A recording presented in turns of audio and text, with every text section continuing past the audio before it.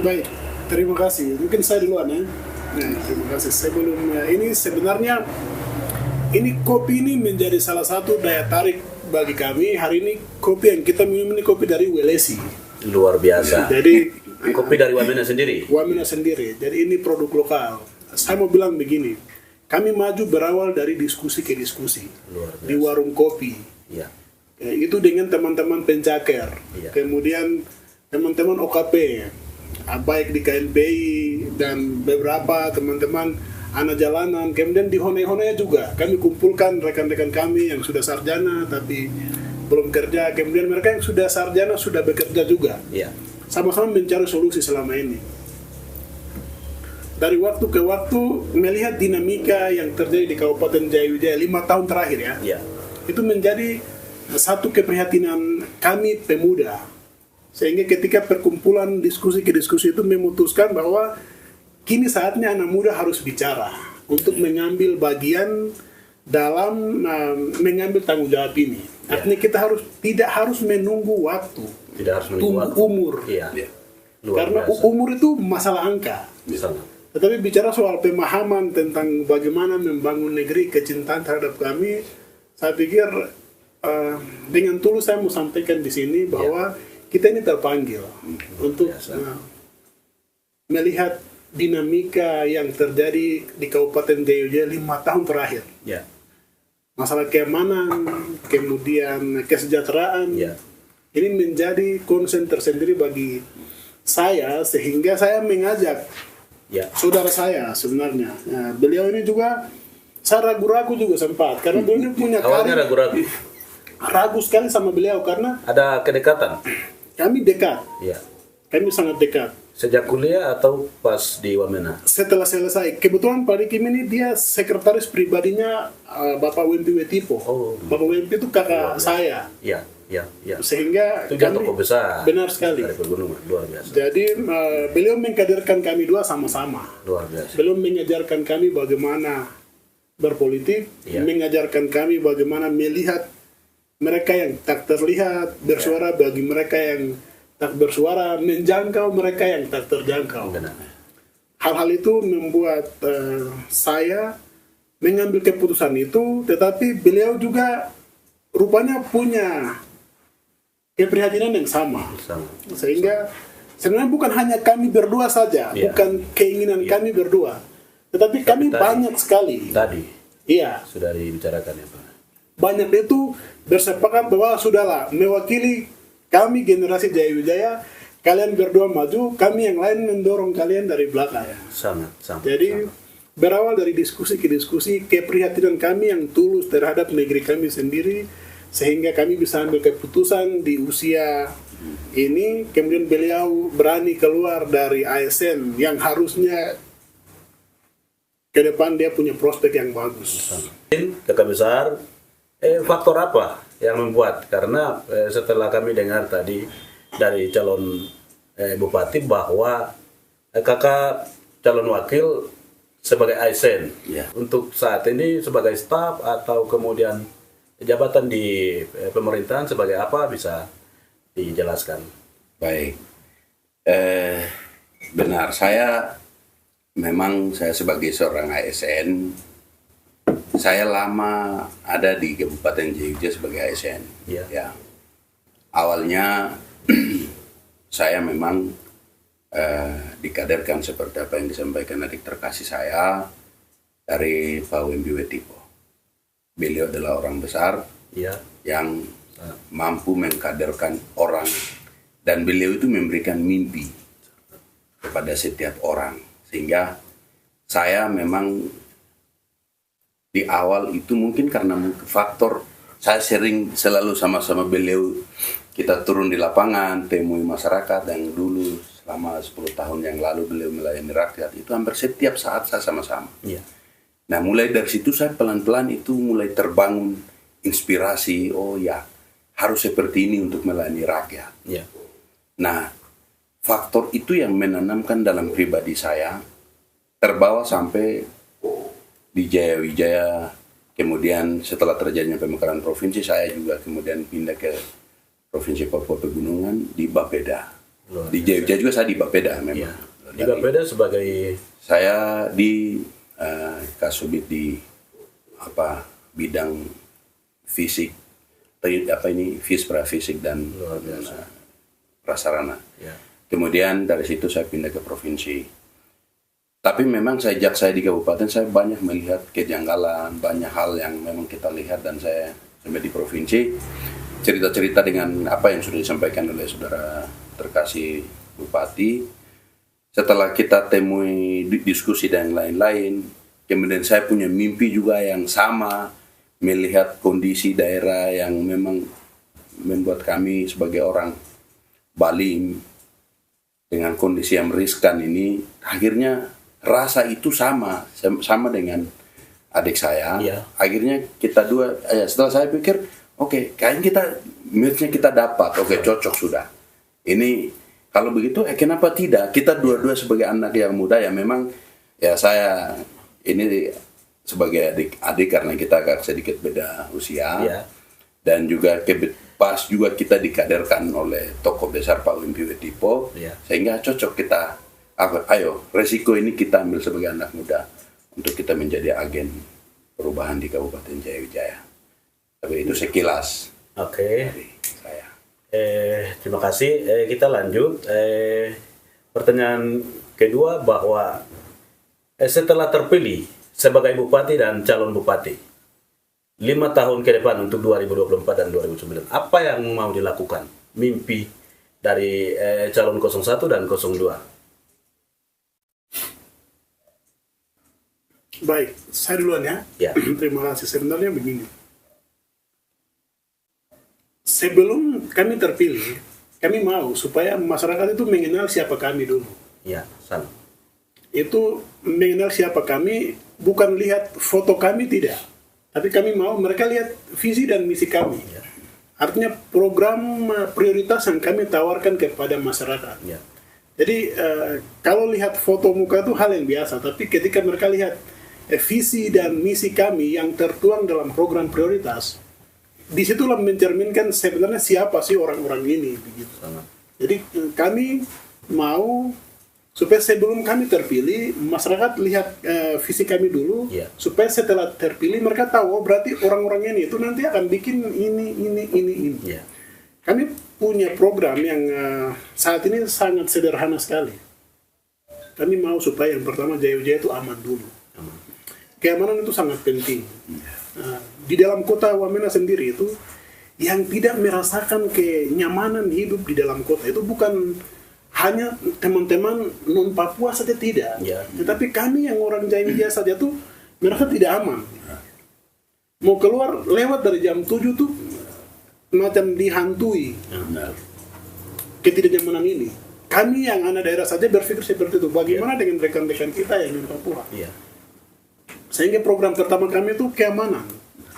Di kota ini itu harus diproteksi, Ya. didata ujung-ujung jalan Ya. yang sering terjadi kerawanan. Ya. Di tempat yang rawan-rawan itu kami mau supaya buat pos kamling. Ya. Kemudian untuk pos kamling ini yang jaga itu harus anak-anak daerah sendiri. Ya. Kami percaya bahwa satu daerah itu rasa aman itu akan terwujud oleh pemuda daerah setempat. Ya. Karena yang bisa bikin kacau juga mereka, Sangat. tapi yang bisa mengamankan juga mereka. Benar, begitu. itu benar. Itu benar. Jadi kami mau libatkan anak-anak ini. Ya. Saya pikir selama ini jadi kekacauan karena pemerintah tidak libatkan anak-anak pemuda ini dalam pembangunan. Mereka ini harusnya jadi subjek, jangan objek saja. Ya. Jadi kita bangun siskamling, di mana kita bangun pos kamling itu bikin portal, Ya. supaya ketika terjadi kekacauan, perampokan, kejahatan dalam kota, Ya. radio calling kita lengkapi, fasilitas lain-lain, bikinkan mereka kantor yang bagus, kendaraan operasional, Ya. supaya proteksi kota Wamena ini aman dulu. Ya. Dan teman-teman non Papua juga rasa aman, mereka juga punya pendapatan, buka usaha mereka di waktu efektif. Ya. Kemudian kami punya orang-orang sendiri juga, Ya. boleh beraktivitas sampai malam, mau berjualan kah, mau beraktivitas apapun, belajar, kursus anak-anak kita bisa malam, kemudian mereka bisa main futsal kah. Itu kegiatan malam itu penting. Betul. Kemudian kami mau supaya membentuk satu program namanya itu Pemuda Penjaga Dusun, disingkat dalam bahasa itu Pemuda Ninai Walok begitu. Ya. Pemuda-pemuda yang punya hati, tergerak hati untuk menjaga keamanan di sini, kita rekrut mereka, lengkapi mereka dengan APD, tetapi kita memberikan mereka punya honor juga. Ya. Ya. Ketika kita libatkan mereka sebagai subjek dalam keamanan, saya yakin sekali polisi dong tidak turun juga. Ya. Anak-anak tanah sendiri itu, orang mampu mengamankan dong tempat sendiri. Jadi, itu konsep kami. Ya. Jadi polisi juga terbantu, Sangat benar. dibantu oleh pemuda tadi. Jadi itu niat utama setelah terpilih sebagai bupati. Setelah terpilih menjadi pendamping daripada kakak calon bupati, apa yang mau dilakukan besok? Ya, kami setelah kami yakin Tuhan pasti akan memberikan restu lewat rakyat. Amin. Bila kami direstui oleh Tuhan, kami akan lakukan adalah apa yang sudah disampaikan oleh saudara terkasih saya sebagai bupati. Yang pasti program yang sudah kita cantumkan dalam visi misi kami itu adalah visi kami bersama. Amin. Sehingga apa yang sudah kita tuangkan itu yang pasti adalah kami akan lakukan. Saya akan backup, bantu sudah terkasih saya, kapasitas saya sebagai membantu untuk mendorong bupati untuk kita mensukseskan program kita bersama ini. Yang paling penting sekali dan utama yang akan kita lakukan adalah sudah disampaikan tadi keamanan. Keamanan ini ya secara proteksinya kita lebih mendalam, tapi juga kalau daerah ini aman, sudah pasti orang-orang dari luar yang mau datang di Wamena itu pasti akan rasa aman. Apalagi kan hari ini sudah provinsi ini, sudah ibu kota provinsi. Ini sebenarnya menjadi tantangan. Siapa kan jadi bupati besok ini, itu menjadi tugas bagaimana dia punya gagasan seperti apa untuk sebenarnya menjadi jaminan dengan adanya ibu kota provinsi yang baru. Nah, saya dan kita dua berpikir bahwa menurut kami program yang kami tuangkan dalam program prioritas kami ini yang sebenarnya bisa menjawab. Nah, dengan adanya provinsi yang baru banyak tantangan. Keamanan itu yang memang benar-benar menjadi prioritas bagi kami. Dan kami tahu pendekatan yang akan dilakukan untuk mengamankan daerah ini. Ya, karena kami lahir dari sini, kami besar di sini, tinggal di sini, dan kami juga akan tinggal di sini. Jadi kami tahu dan kami tidak mungkin membuat program itu pada akhirnya untuk merusak daerah kita sendiri, itu tidak mungkin. Jadi saya siap membackup, membantu untuk membawa program ada sudah kita tuangkan dalam program prioritas bersama saudara terkasih saya Bapak Antoni Suetipo sebagai bupati. Kita aminkan toh. Luar biasa. Iya. Baik. Kita ada di pertanyaan yang paling terakhir bahwa ajakan yang mau disampaikan kepada publik atau kepada pemirsa di kesempatan ini kepada kakak berdua, siapa yang mau memulai? Saya persilakan. Baik, terima kasih. Mulai dulu nih. Ya. Jadi pemirsa sekalian, kami punya program prioritas yang kami tawarkan, visi dan misi kami itu sederhana sekali. Ya. Kami mau Jaya aman, maju dan sejahtera. Ya. Aman sudah kita jelaskan tadi. Maju di bidang kesehatan itu kami mau supaya tersedianya nakes yang mumpuni. Ya. Terlebih kita memproteksi anak-anak daerah sendiri dan Labewa, mereka yang hidup lama di sini. Kita proteksi mereka, kita libatkan mereka. Dokter, kemudian spesialis itu menjadi penting. Fasilitas kesehatan dan peralatan kesehatan itu menjadi prioritas. Bagi kami kesehatan itu nomor satu. Manusia Jaya itu penting, nomor satu itu prioritas kami. Kemudian yang berikut itu di bidang pendidikan. Kami prioritas di sini itu sekolah dasar di hampir Kabupaten Jaya ini itu banyak guru-guru yang tinggalkan tempat tugas mereka. Mereka ada di kota-kota, main togel dan lain sebagainya. Kita proteksi itu. Kenapa hal itu terjadi? Karena pemerintah saat ini itu taruh kepala distrik itu yang SPD, kepala distrik yang SKM, perawat. Ini bikin sistem Teknik. birokrasi kacau. Nah, itu. Iya. Itu emang bikin kacau birokrasi itu sebenarnya pemerintah 5 tahun kemarin, mungkin sampai saat ini masih jalan begitu. Iya, iya. Kita mau supaya menertibkan hal itu semua. Ya. Tetapi juga kami mau untuk ekonomi itu kita proteksi pelaku UMKM orang asli Jaya Wijaya. Iya, iya. Supaya mereka juga bisa maju. Kita memberikan mereka stimulus, Ya. rancangan, kemudian pendampingan, berikan mereka modal. Kalau satu sudah sukses, kita cari 1, 2, 3, 4, supaya banyak-banyak ini mereka juga bisa setara. Karena saya lihat kita itu dikatakan malas. Sebentar-sebentar. Nah, bagaimana kita merubah mindset mereka? Disitulah peran anak-anak yang kuliah di ekonomi, manajemen, pembangunan, perencanaan bisnis itu kita terjunkan mereka, fokus mereka tuh oke lah daripada kalian berorientasi di ASN, lebih bagus di sini tempat kalian, bikinkan mereka tempat kios, lapak, ruko segala macam, kamu punya tempat di situ, kamu jadi bos, sekecil apapun usaha kalian, kalian bosnya. Iya. Itu yang harus kita lakukan untuk mereka besok, supaya mereka menciptakan lapangan pekerjaan sendiri. Seperti yang tadi sudah kita jelaskan. Kemudian di sosial budaya dan agama. Hari ini kenapa anak-anak kita banyak yang terlantar di kota Wamena? Pendekatan mereka yang pertama adalah pendekatan holistik. Mereka ini manusia. Ya. Harganya mereka di mata Tuhan itu semua manusia sama. Tetapi kadang pemerintah tidak memproteksi, memperhatikan mereka ini baik sebagai manusia. Ketika kami punya kerinduan besar bahwa mereka ini derajatnya harus sama seperti mereka yang lain.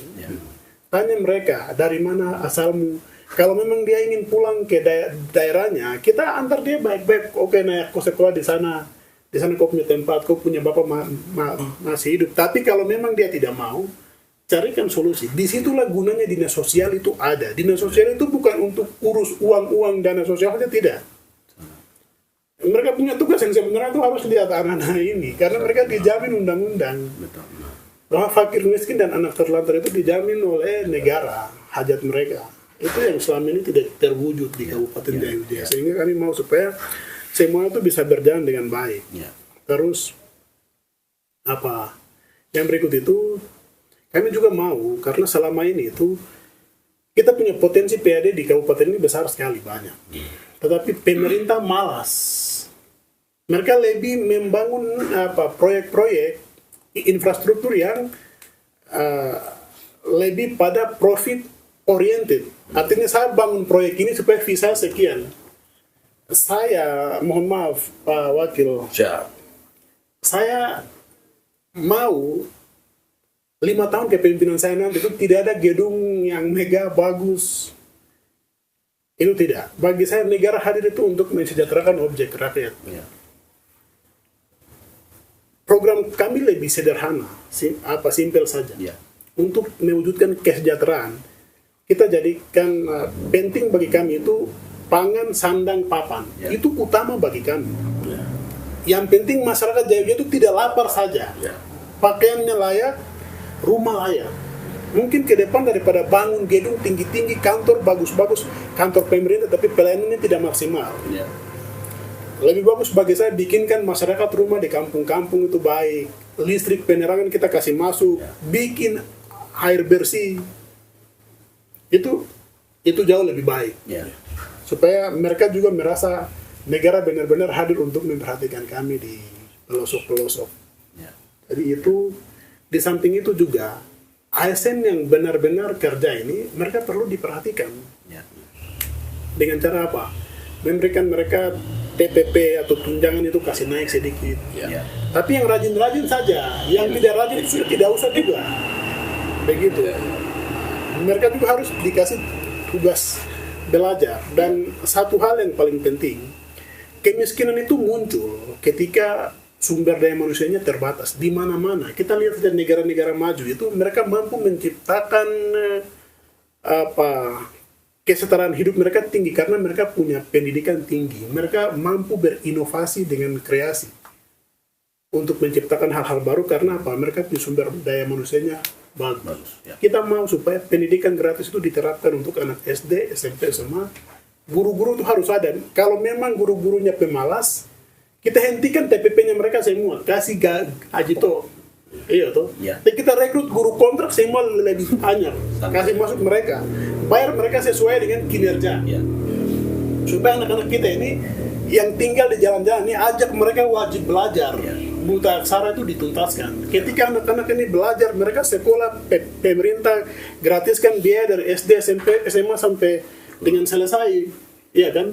Mereka mampu untuk merubah hidup mereka sendiri, tetapi keluarga mereka, gereja, suku, kelompok, dan Wamena sendiri. negara ini. Ya. Jadi pentingnya pendidikan. Fasilitas mereka juga harus ditunjang. Saya lihat di kampung-kampung, ada anak sekolah yang masuk sekolah tanpa baju. Daripada kita bikin gedung kantor pendidikan yang mewah bagus, uang itu dipakai untuk pengadaan buku, pakaian, sepatu bagi mereka. Lebih simpel kan? Begitu. Jadi mohon maaf saya agak sedikit emosi melihat itu karena ini generasi yang perlu kita selamatkan. Benar. Generasi ini tidak boleh tidak diselamatkan. Ya. Untuk menumbuhkan iman mereka, kita rangkul PGGJ, bikin retreat, iya toh, KKR. Tapi jangan di dalam kota saja. Retreat dan ini itu yang bagus bikin di ujung-ujung, piramid kah, Pagineri kah, Sotipo di ujung-ujung. Jadi kita jangkau mereka. Jadi pemuda-pemuda yang jago-jago, yang hebat-hebat, bisa khotbah, iya kan? Dengan begitu nanti anak-anak generasi yang tinggal-tinggal ini mereka tidak harus sekolah di bidang pemerintahan saja, tapi supaya apa? Kita ajak mereka supaya sekolah pendeta. Ya. Karena hari ini kita lihat kebutuhan pendeta di kampung-kampung itu besar sekali. Karena apa? Anak-anak zaman sekarang tunggu mati. Mereka niat jadi pendeta itu kecil sekali, sangat kecil. Itu sangat sekali. Nah, jadi saya pikir ini penting sekali kita peduli. Dengan tulus saya mau sampaikan bahwa kita peduli. Kita maju ambil keputusan. Ini keputusan besar. Banyak tokoh politik, senior politik yang hari ini jengkel kepada kami. Kenapa anak-anak kecil yang ingusan ini mau ambil porsinya kami untuk maju juga? Ya. Iya kan? Ya. Rata-rata mereka yang senior politik itu kayak banyak, pokoknya tidak ada di kami. Ya. Saya tidak tahu itu kenapa. Tapi dengan begitu saya mau sampaikan bahwa apa? Kepentingan politik itu bagi kami kedua. Yang penting kepentingan rakyat duluan. Ya. Luar biasa. Setuju. Saya ajak kepada generasi milenial. Ya. Iya toh. Pemuda Jaya Wijaya. Hilangkan gengsi. Ya. Gengsi. Kepentingan pribadi. Ya. Itu kasih tinggal di belakang sana. Mari kita kedepankan kepentingan rakyat. Ya. Ya. Karena program yang kami tawarkan itu yang dibutuhkan oleh rakyat Jaya Wijaya hari ini. Ya. Iya toh. Kepentingan pribadi kita kasih ke belakang, kita kedepankan kepentingan rakyat, gabung sama-sama dengan kami sudah. Luar biasa. Ingat tanggal 27 November, itu bagi pemuda, mama-mama, bapak-bapak, adik-adik yang punya hak pilih, kalau kalian taruh hak pilih kepada kami, saya Antoni Swetipo dan Dekim Karoba di nomor urut 1, saya yakin dan percaya itu tidak sia-sia. Ya. Suara Anda tidak sia-sia. Luar biasa. Nah, kami adalah pasangan yang tepat Ya. Amin. untuk bisa menjawab impian, harapan, mimpi. Kami ini generasi Balim yang peduli. Ya. Di generasi saat ini, kalau tidak bersatu, ke depan, ya rekan-rekan tahu tuh perkembangan yang terjadi hari ini. Ya. Pesan terakhir dari saya dengan segala kerendahan hati, yang pertama saya mohon dukungan doa. Ya. Ya. Doa itu dari umat Kristen, Katolik, Hindu, Buddha, Muslim. Kami butuh doa-doa itu. Ya. Karena kita percaya Tuhan yang sama. Amin. Amin. Amin. Begitu. Amin. Terakhir saya mau sampaikan, rekan-rekan Nusantara yang ada di Kota Wamena ini. Dari 4 calon yang maju ini, kami punya program pertama itu keamanan. Itu yang dibutuhkan oleh rekan-rekan Nusantara Ya. hari ini. Setuju. Jangan karena kepentingan politik dan kepentingan tertentu, teman-teman salah taruh jatuh pilihan ke calon lain, tetapi keamanan tidak terwujud. Jangan salahkan kami. Ya. Iya, tuh kami sampaikan di awal. Tapi kami juga menghargai banyak rekan-rekan Nusantara, Labewa yang sering dukung kami itu. Saya menyampaikan terima kasih. Iya tuh. Kalian rasional. Saya mau sampaikan kalian rasional. Teman-teman non Papua yang pilih kami itu rasional. Iya. Sama. Begitu. Terima kasih. Mohon maaf agak panjang tapi ya saya pikir ini waktu yang baik untuk kita sampaikan hal seperti ini. Sekali lagi terima kasih banyak teman-teman. Sukses, maju terus. Selalu bersuara bagi mereka yang tak bersuara, terus jangkau mereka yang tak terjangkau. Tuhan Yesus berkati seluruh kru yang hadir hari ini, terutama host kita yang luar biasa. Sukses terus, bro. Terima kasih. Wah, Ya. terima kasih banyak. Oke, terima kasih para pemirsa. Demikian bisa olah sendiri dan kami bisa tentukan pilihan di tanggal 27 nanti. Ya, terakhir nanti akan disampaikan oleh Kakak Wakil. Izin ajakan yang mau disampaikan, silakan. Terima kasih. Mungkin bukan mungkin, tapi saya hanya mau sampaikan dua hal. Yang pertama, APBD kita di Kabupaten Jaya itu kan sekitar 1,6 sampai 1,7. 1,7. Ini sebenarnya sangat besar dana kita ini. Iya. Jadi apa yang sudah disampaikan oleh Pak Bupati untuk memanfaatkan jumlah besar dana ini setelah dengan pemotongan biaya rutin dan yang lain-lain, itu sebenarnya kita punya dana sangat cukup untuk kita bisa manfaatkan atau kita proteksi, ya. Dan proteksi itu dalam hal pendampingan dan yang lain-lain itu macam seperti apa, dalam bidang pendidikan itu kan ada yang namanya bidang muatan lokal mulok. Itu kan kayak seperti salah satunya itu di sekolah yang selama ini guru-guru kita ajarkan itu kan hanya pendidikan nasionalnya, tidak mengajarkan untuk anak-anak murid kita ini, tidak ajarkan kearifan lokal yang ada di daerah sendiri, itu tidak diajarkan. Nah ini yang sebenarnya bisa juga nanti akan kita menjadi prioritas kami, mengajarkan bahasa daerah, hanya noken, memproteksi atau memberikan pendampingan, memberikan modal usaha ke mama-mama kita, supaya ini betul-betul pemerintah itu hadir melihat masyarakat kita. Terus kemudian saya pikir ada juga teman-teman seperti saudara terkasih saya sampaikan, ada anak daerah yang punya lapak-lapak usaha kios lain-lain. Ini kan ada itu yang sekarang program yang kemarin itu tol udara dan tol laut. Ini kan sebenarnya yang lain belum paham ini, belum mengerti. Sebenarnya ini barang jalan. Benar. Tapi yang dinikmati hanya orang-orang tertentu. Betul. Nah ini betul-betul pemerintah, kalau kita diizinkan oleh Tuhan, barang ini kita proteksi. Barang ini tidak boleh dinikmati oleh orang lain. Tidak boleh. Ini betul-betul kita fokuskan anak-anak daerah mana yang bisa mereka manfaatkan fasilitas yang sudah disiapkan oleh pemerintah. Jadi APBD kita ini luar biasa besar. Tergantung yang menjadi pemimpin itu dia berpikir atau dia hanya berpikir kalau berbicara dari mulut pasti tidak dari sini. Orang yang berbicara dan berpikir dari sini pasti APBD kita itu akan dimanfaatkan secara baik untuk kesejahteraan rakyat. Jadi kami dua ini, orang banyak bilang kami dua anak-anak kecil, anak masih muda.